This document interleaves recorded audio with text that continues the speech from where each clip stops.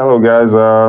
In today's episode, we're going to talk about the general sentiment, at least that's been making rounds on the internet, about the state of the Nigerian economy and our political economy in general, and the role of the World Bank and how people kind of view the World Bank, with the views that we've seen online, especially amongst people in the political commentariat, talking about, how World Bank has been messing Nigeria up and other countries and how their policies seem to be biting hard, on Nigerians.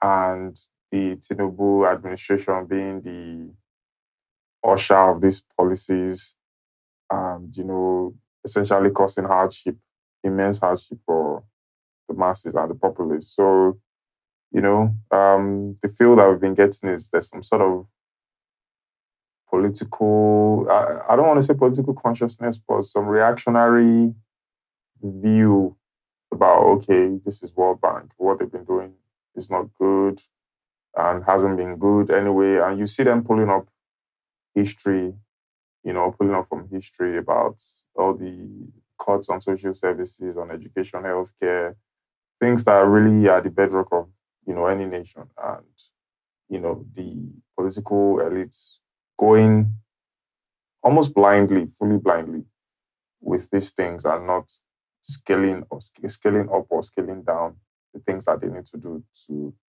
create or have like a country that is buffered or has like a sort of safety net from these policies. So we're just going to discuss about the general view and what World Bank, what these policies mean for or might mean in the long term for Africa and Nigeria more, precisely. So I don't know if Meka wants to add anything to that, from his own standpoint. Yeah, well, not really. I mean, I figure that I've come across World Bank, IMF, across social media, a couple of times this week. I haven't really been forced to dig into whatever the reason is that folks are talking about uh, this institution.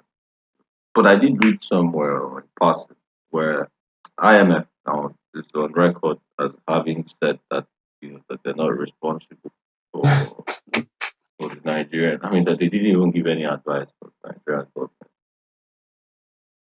Especially, I think they were speaking particularly into subsidy. So I guess that for me, um, that hearing about Bretton Woods, organizations, such as the World Bank and IMF, uh, talk of policy choice for developing country isn't essentially new. So I reckon that people who are having that conversation um, now are having it one either for the sake of it or two um, are having it for the first time.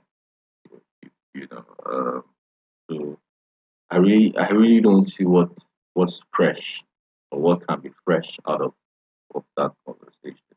I think that everything that has to be said about how these these organizations, I mean, these multilaterals, how um, they kind of force you into making policy choices that you know and the mass of citizens of countries where they bury their funds, you know kind of force them into immiseration. So yeah, I guess I mean by way of opening that should that should surface as my own point. Yeah.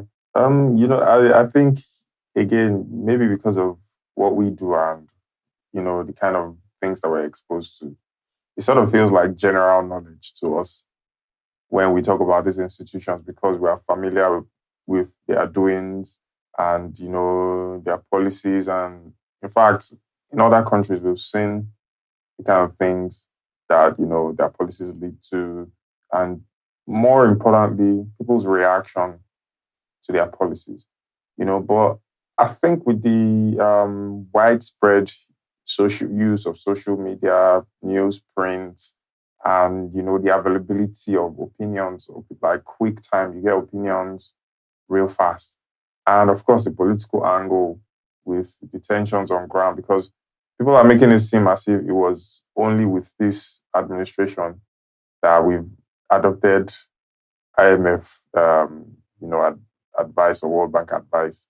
And if we look at the trail, we'll see that some administrations or regimes from the military, this SAP, all these things, all these advices that we take that remove the base of the nation. Like when you defund education, you defund healthcare, you remove money from like the pillars of the nation. What you're doing essentially is you're making the country weaker and then much more dependent on these loans to stand. And the flip side of that on the ground with the leadership is that they use this money not for anything constructive, but to pay themselves salaries. And when we are looking at things like this, we see it's been happening over and over again. So just to clarify for people that might be listening, this is nothing new. It's that the country is just at a much more weaker place, and it is much more visible and much more it's biting harder on people now. And we have the social media that allows people to explain, like to vent and say what they feel. But it is not anything new, and it is not that Nigeria is just for the first time adopting these policies. And we have to look at the state, these institutions too. They are there in it they're like financial institutions, or they are financial institutions. They're not like they are financial institutions that are there to make profits. They are there to make money. They are there to, give you money, and with certain conditionalities attached to it. So the key point that I feel is the people that are bargaining for your country, are they going in there to bargain for the masses of the people that they lord over? Are they doing it just for, themselves or the masses of the people? Are they going in to save their necks, run an economy or run a political economy that is not productive, that is not really uplifting the people? Or are they just going there to, or are they going there for like just to make sure that, nothing happens with their administration, their 4 years or their 8 years, they can borrow money and plunge us into debt and go, creating a huge pile of mess for the next administration that comes in, So I feel that the major problem is the nature of the kind of leadership that we've had and been having that kind of puts the people at the mercy of, all these institutions. So I feel like the main problem with these institutions is not their existence per se, but the kind of leadership that goes in there and essentially just agrees to every single thing that the Shylock lender is going to throw forward at them, and thereby, making people poorer and not considering the human element or the human face of what their policies are. I don't know what Emeka thinks about that. Yeah, I'm really not sure what your question is, Luigi. I mean, yeah, No, I'm putting the blame at the feet, because these institutions, of course, they exist, and most of the African countries that come out of independence, they need capital to start things. They need capital to power their economy, at least get onto the world economy, world stage, and build internally. So, which means going to them in itself. This is what going to. There are some leftists or people that make political analysis who say, "Oh, don't ever go to them." There are cases where you might have to go to them, but if you're not going with the people in mind, then it's easy for you to kind of throw the people under the bus. I don't know you understand what I'm saying? Yeah, for me, I think the way that these institutions work is that you go to them as like the lender of last resort. So that would mean that Yeah. you've really messed up things on the home front so bad. That, yeah, yeah, I mean, so you've run your budgets into deficit, you're struggling with balance of Deficit. payment, Yeah. you know, your economy is in a funk, as it were, as a country, and then you need. I mean, I think the attraction to World Bank really, or to IMF, is that as lender of last resort, their their rates, interest rates are pretty much um, supposed to be favorable. Um, but then the thing is that those loans come with you know yeah, Conditionality. that's the word that I was conditionalities, and that so that's where the problem with going to the World Bank really is, or going to the IMF really is. It's not going to the World Bank or the IMF that's the issue. At really reasonable or cheap interest rates. I mean, it's the conditionalities that you're then given as a nation, the do's and don'ts and whatnot, you know. And yeah, so you're right about also the mentality of those who are approaching them, you know, for African leaders or leaders in general who approach them for this loan and the conditionalities that they have to make what they say is about their outlook or their worldview. So it's also a worldview thing. Um, so I'm pretty sure that there are instances where nations have gone, depending on what point in time, where the country, you know, is or was relative uh,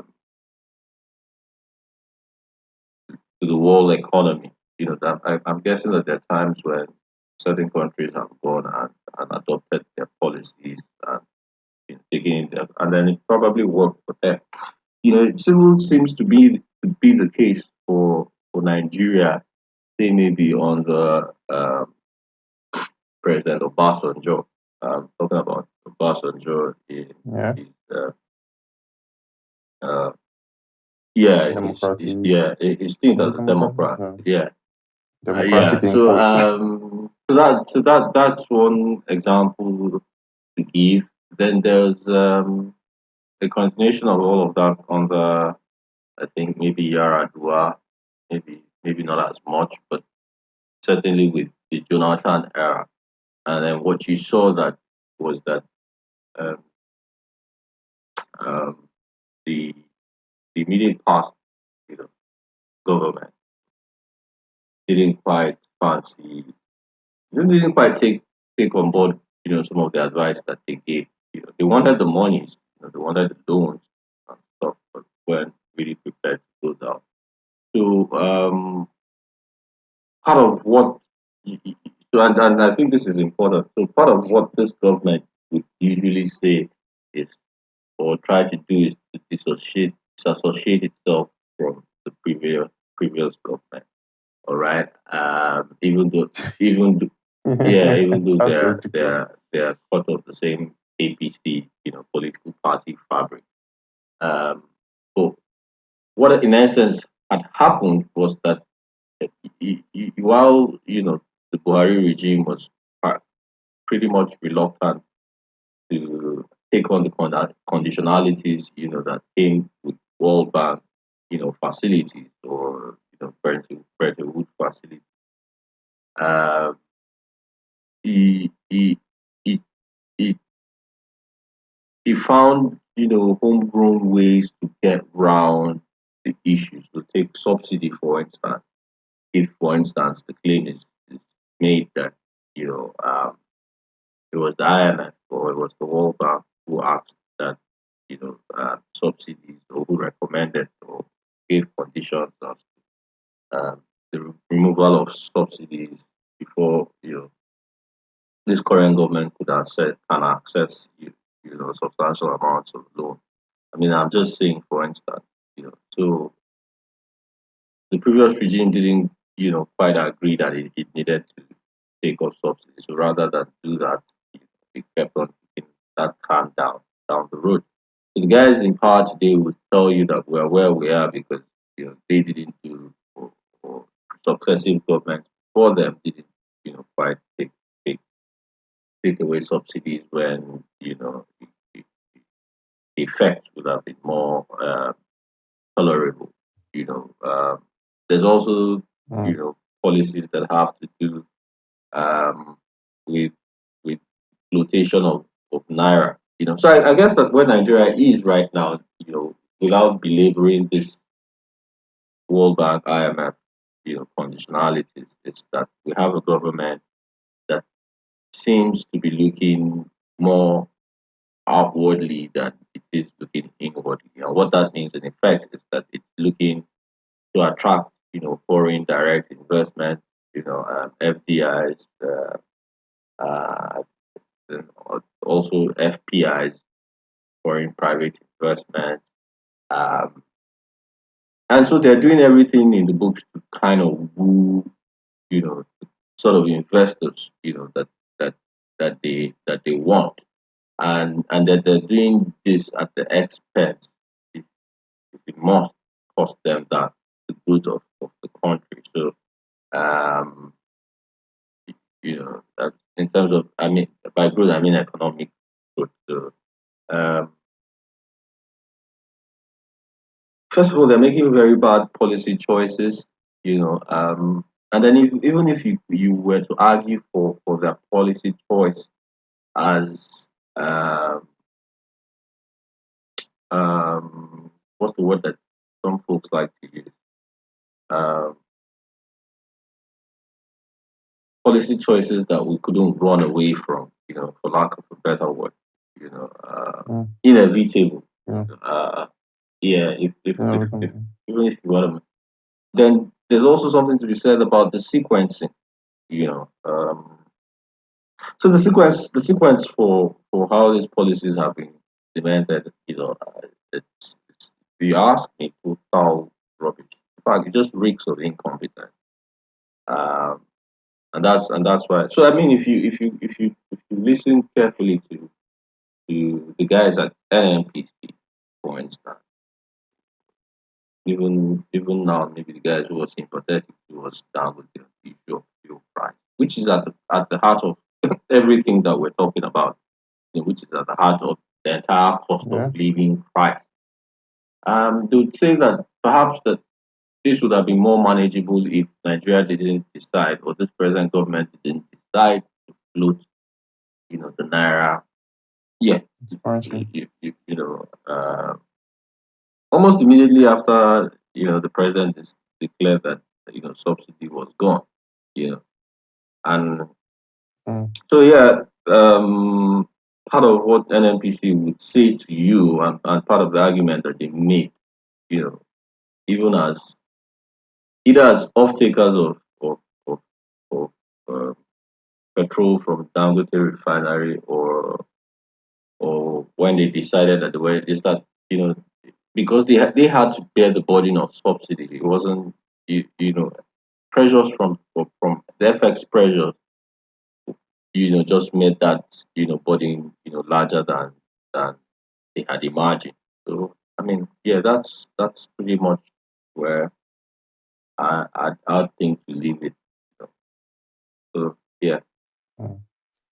Yeah. Like the thing that we ended up seeing, because there's now with the potential foreign direct investments, attraction, FPIs, all these things, still on the outwards or even on the inwards of it. It's not like we're having this rush of investment, from outside of the country. But what we're seeing again with one side of their mouth is, okay, yeah, these people are implementing these policies, and Naira might be the worst performing currency, but it is now poised or positioned or things are now poised, the position to start getting better. But on the ground, we've seen a lot of pushback from this policy, all these policy implementations, and all till the point where then the government starts rolling out some propaganda about CNG, conversion to CNG. They ramped it up again, but I still don't see, any concrete plan to make things better in that light, So going back to the leadership and all this, their adoption of IMF policies and World Bank policies and all. Why did you think the previous administration was reluctant to get it? And why do you think this one was so open to getting it and more so implementing it without any form of, maybe I use feasibility study or some impact study on the ground? Because it just seemed like they came in blind, and just needed funds to run the government, But again, it's the same APC, like you rightly mentioned. But why did you think the Buhari administration was reluctant to take it, and this one was very quick to take the IMF or World Bank recommendations? Why do you think there was that difference between Buhari and Tinubu, essentially? I mean, I don't know. I think you're putting me on the spot, really. But I I okay. might have a theory, Let though. me shoot. Let me shoot All first, right. and then we hear what you think. Yeah. I mean, there's really no way to answer your question without stating what seems to be pretty obvious. In fact, I hate to admit it myself, but you know, perhaps that the answer to that question is that um, the Buhari administration, which was cast out, as being incompetent, and I would be one of the people who have said that that last administration was incompetent. For reasons other than how they handle subsidy, um, and or how they handle you know uh, the foreign exchange regime. Or, I think I'd probably say, and it's ironic because the guy who was in charge of central banking at the time, Buhari, is being dragged from one courthouse to the other on the basis of the fact that he did or he sought to do his job. And so yeah, to answer your question, it seems to me that for some reason, the guys, in the last regime seem to understand the Nigerian economy much better, uh, and that's saying a lot for people who are generally regarded as very provincial. Um, you know, um, they seem to understand the economy much better than um, the guy who's here anyway. Now, and this guy is somebody who's always marketed as very competent. Someone who has a knack for choosing and picking the right thing. Which, you know, uh, much as I would love to ignore to take the bait in terms of cabinet reshuffle that's just gone, just been done. So yeah, so I think for really practical reasons, the Buhari regime seemed to have, like I said, it was always going. To give one example, it's a fact that subsidy wasn't budgeted for in in uh, in the budget for last year.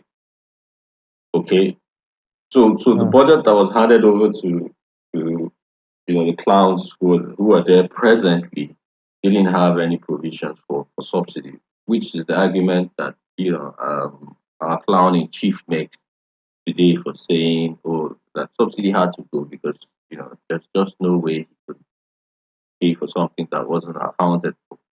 Um, But the guys who didn't think it necessary to put that into the budget found a way round it, and kind of still took on through the state-owned oil company tried to uh, carry, you know carry that burden, you, and that their plan really was to, and that's why you can't really have some of these arguments, some of that these conversations without the dimension of the Dangote. The plan was to actually get Dangote refinery up and running, um, or any of our own refineries for that matter, which have been undergoing turnaround maintenance or technical startups, for over the last 2 years.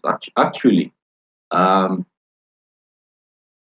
Port Harcourt refinery, was scheduled to have come on board or come on stream or be restreamed almost 6 months before power was handed over to the guys who are currently in government, and that didn't happen. Then the NNPC moved the deadline, and they kept on shifting that deadline. So when I talk about policy sequencing, this is some of the things that I mean. You know, why remove subsidy when you hadn't even tackled local refining capacity? So why distort the market in that way, right? And then on top of that, why go ahead and float the naira, and then allow naira Mm. to go in such free fall where you had no idea what the exchange rate would be today or tomorrow. So that volatility, first of all, in the market, it was a major problem for NNPC. So it's not even so much the fact now that dollar net to naira is exchanging an astronomical rate. Mm. So yeah, so I think the difference is that one was more competent, when it came to these aspects of the Nigerian economy, Yeah. while the other one has just shown itself to be totally incompetent. Um, Perhaps the reason for this incompetence is the fact that while the current crop of guys in government, they, you know, judging by the results of the election that brought them into power, seem to be very unpopular.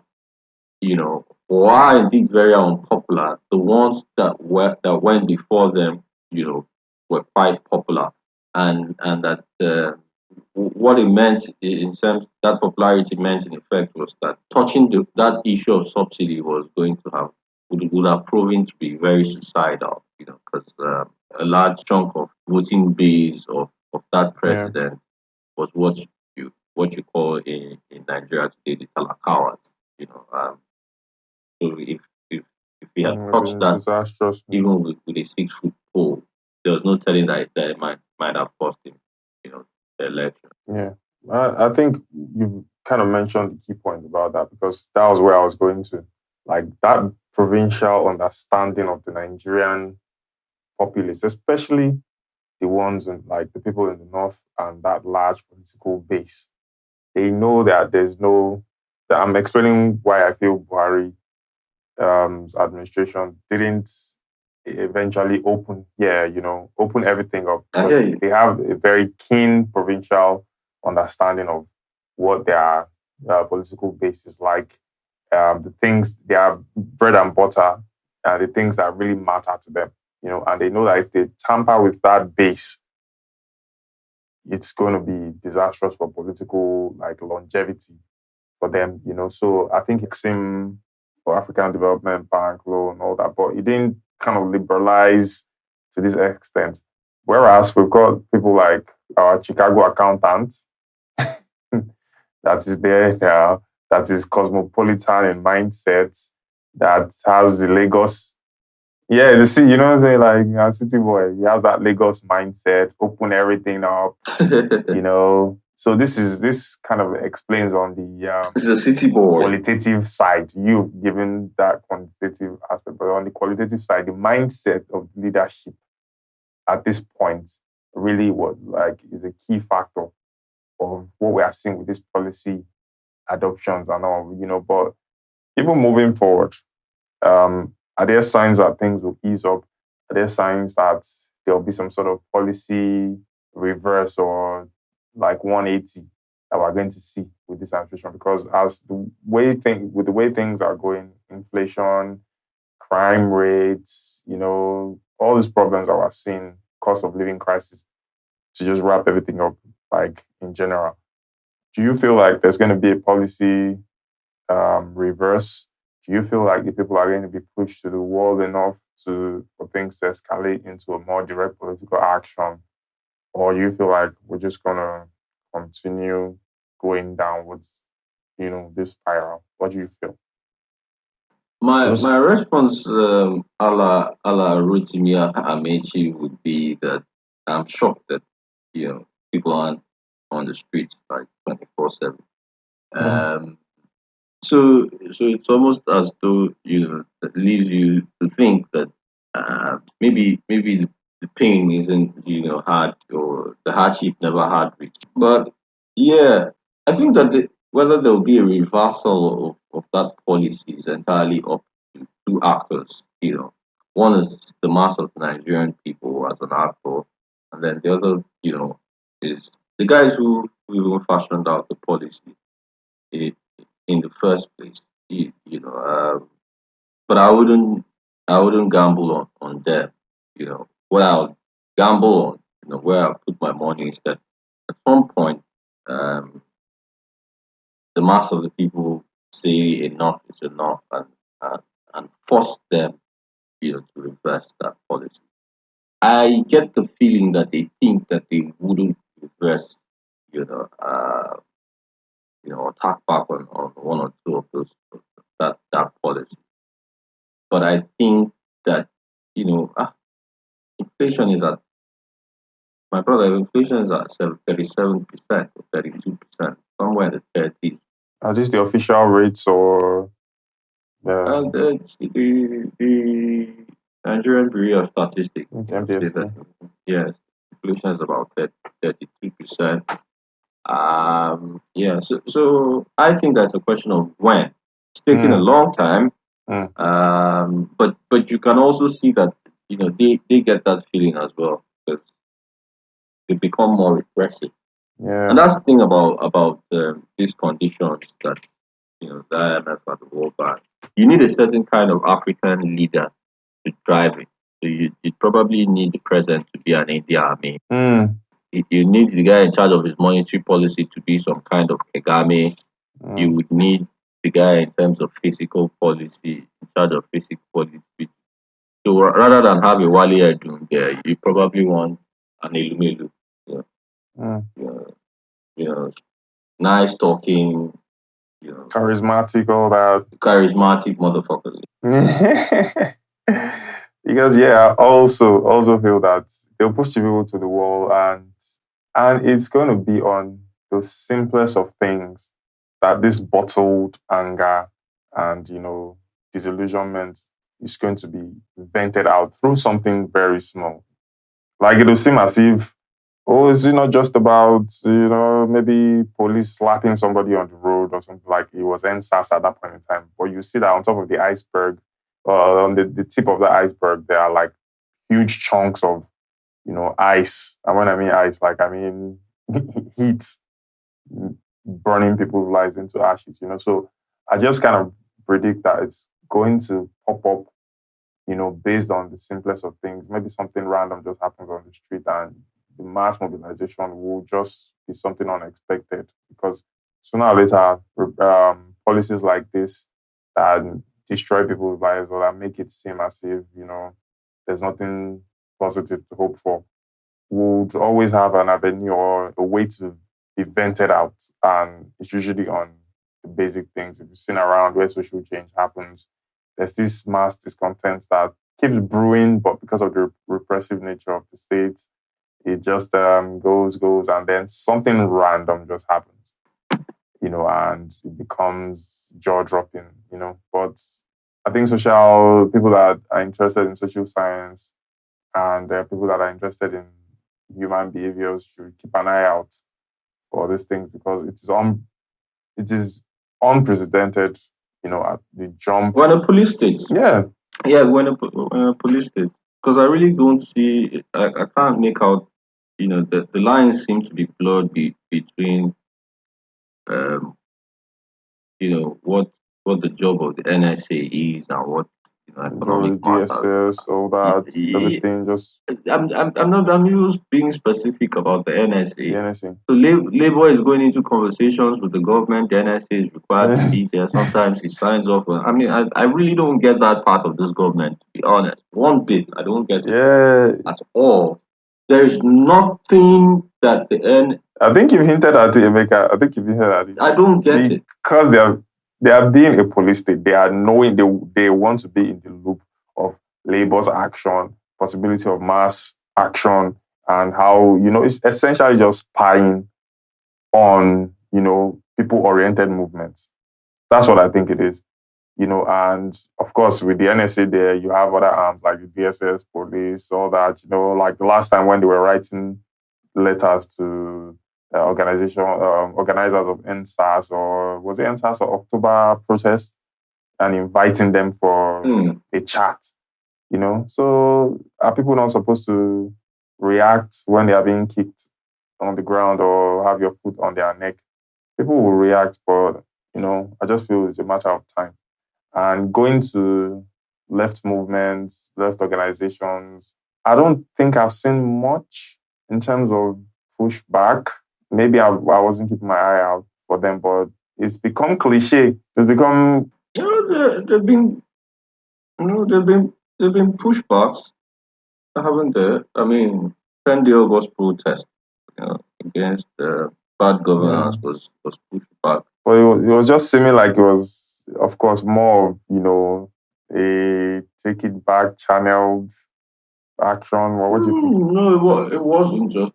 But we followed it, didn't we? I mean, Yeah, we did, but it spread and it spread right through the north. The question is how is it that by the October 1st, fearless in October protest, just and things seem to have petered out. So that's the challenge. Maybe that was what I was going to. Yeah, so that's it didn't seem that there was any sustaining momentum from one to the other, which is a bit curious because right after the August protest, on the 3rd of September, to be precise, exactly one day after Dangote rolls out petrol from his refinery, we get slapped another price hike. So between the 3rd of September 2024 and I think the 6th of October 2024, there have been 3 price adjustments for petrol.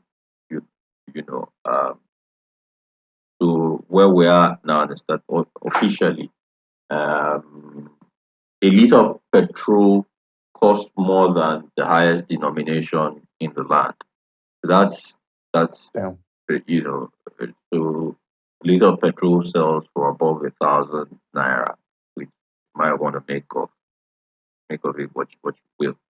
So that's pretty much there or on the table. And so these are the things you know. This was a government, so and that's why and I think it was Said one time we were having a conversation, and I kind of disagreed with when Said kept on saying that this is shock therapy. Yeah, it might be shock therapy, but my problem with describing it as shock therapy, and we're having these conversations last year.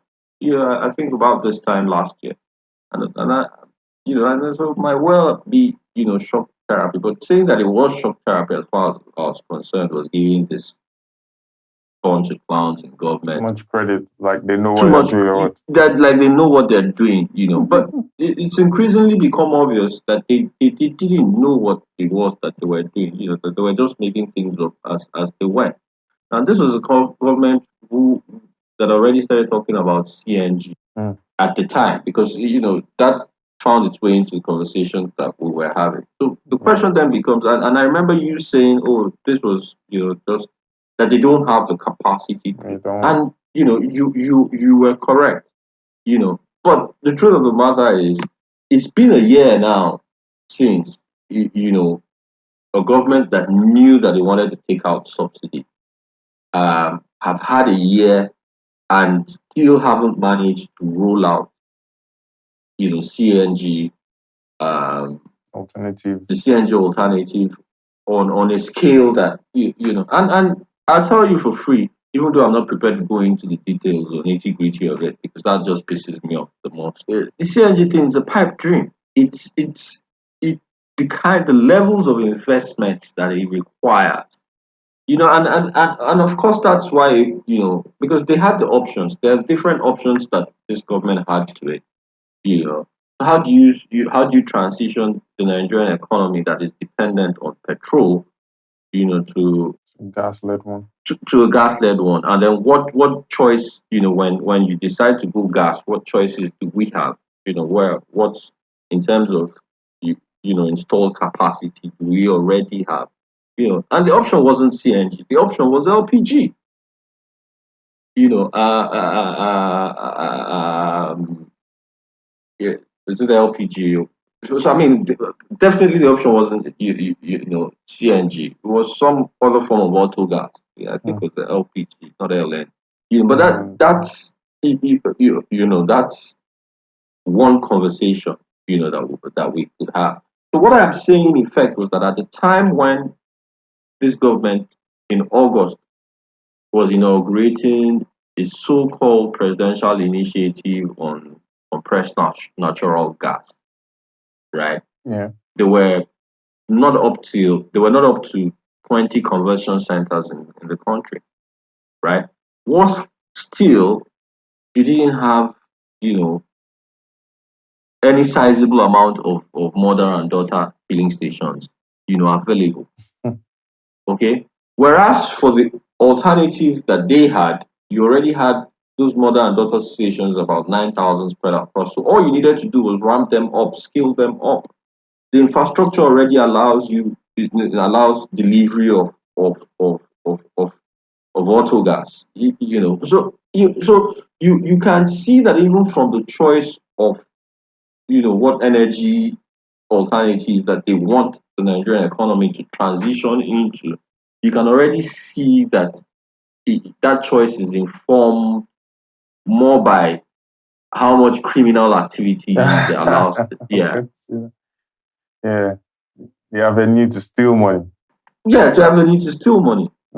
So are these guys, so that's why it's they're lucky that they seem to have managed to tame labor. It's not even luck. I think I mean, they just knew that I mean, they couldn't afford that war with labor. Otherwise, they would on here. Yeah. So the other day they had a party with labor, and labor came out, talking trash. But like I say, they better get their acts together because what's coming is a hurricane. Yeah. So you can even see presidential spokespeople going after newspaper houses, media people for editorials that was written about uh, accusing all sorts of people of incitement. So that's really what you get in a police state. So people have to see what these correlations are. When you start to push anti-poor policies, the gulf then widens between the people and those who are in power, and that what begins to try and fill that gulf is repressive action. Yeah. So I said this a couple of months ago. We might yet be in for the most repressive civilian regime that Nigeria has ever seen. Because we're not getting CNG in the next 1 year. When these clowns keep saying, okay, just give us a bit more time, be patient, things will come round. The question is, how? I mean, because I have to be able to see that things will come around. It's not rocket science. I know be fooled. You can't just telling me there's nothing coming round. What's coming round? you know, it costs what almost ₦1 million, even maybe more, to convert your cars to CNG. Yeah, many Where's people that can money even gonna? afford that. If Where's that money gonna come from to start with? You understand? Then even if I wanted to convert and I did convert and I decided that I wanted to take a road trip from Lagos to Enugu to Calabar and down to Adamawa, where am I going to be? How am I going to refill? You know, so it's not even convenient when you don't have mother and daughter stations. So each time I have to think ahead of time just to refill my stuff.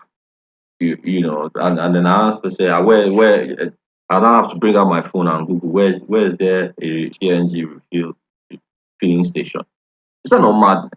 I just feel like I've said, a government that really doesn't have the people at the center of its provisions. Like this government, and since I've known Nigeria, of course, they've never had it to be able to deliver social services. That's to me, that's the benchmark. If a country cannot deliver social services to people, then there's no way, there's no framework for it to roll out anything for the people. Like, so anything they're going to be saying has to be premised on their ability, proven ability to deliver social services to people. So since the government has been unable to do that, then anything they're saying, a government that can't even share rights. Yeah, they can't even share. See, they can't even share rights. They do it along party lines and just throw it outside of trucks. So it's just again pointing to the fact that whatever palliative, whatever promises, whatever thing they say they are going to use to ameliorate this condition, that really have to be, realistic and blunt. That I don't see it coming or getting to the people that need to have it, which is equals to the mass of the Nigerian people. So just to wrap it up and let us have like some sort of point to bring it to. What do you think, again, the left in Nigeria should aim to do, and how soon should that be? Wait, you know that me, I don't know the Yeah, answer to this question. I know we mentioned labor a bunch of times, a bunch of Yeah, times. I really don't know. I It's like really don't left know is what. non-existent or toothless in the face of all these I think assets that on the table. I think that over the years, the lack of capacity or the incapacity or the, the capability that because the left lacks the capability that there's been organizationally, the left is lagging, and that even when it tries to mobilize, especially outside, organized labor, that's where you find it wanting that gulf, that gap in its ability to really organize, at world levels, at local government levels, even at state levels, has become apparent, and I think that's one of the things of the fairness in October um, thingy, So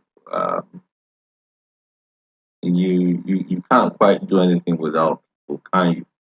Um, that's a bit of that was found or seen, when they tried to go out 20th of October. Yeah, and all of this, to be honest, is an attempt to kind of ginger, the public. But you and I can see that for a left that has been dormant for a very long time, you can't just wake up. So you see why the left like to go at Ajero and the NLC and the NLC president, because left to its own It's left to its own powers, it can't do much. Mm. So I guess that this is another reminder that the left needs, sit down and do its homework. But for a minute there, I thought you were going to ask, so what do I think about, the reshuffle and what it means? Yeah. Okay. Yeah, let's go at that because it was totally rubbish to me. I don't know. I didn't see it. So aside, to say that it was crap, Mm. I don't think that there's much that can be said for it. I think, and this is again the irony, that perhaps the most important appointment that was made, in that round of shake-up was the one that was made to some guy called, is it Sunday Diary, or It might be Sunday Darren. who is supposed who is supposed to be the essay to the president on communication, who is supposed also to be working out of the National Orientation uh, Agency. You know, so I think, if you ask me, that's the most promising, and it's all it's that, just perhaps because my gut instinct is that perhaps that's one guy who is probably more adept at propaganda coordination of it, because I mean, increasingly what we've found out over the last 15 months is that the ruling party might as well change the meaning of its name to another propaganda coming, because that's how they govern. APC. Yeah, another propaganda. So we're waiting for the next Lamba, isn't it?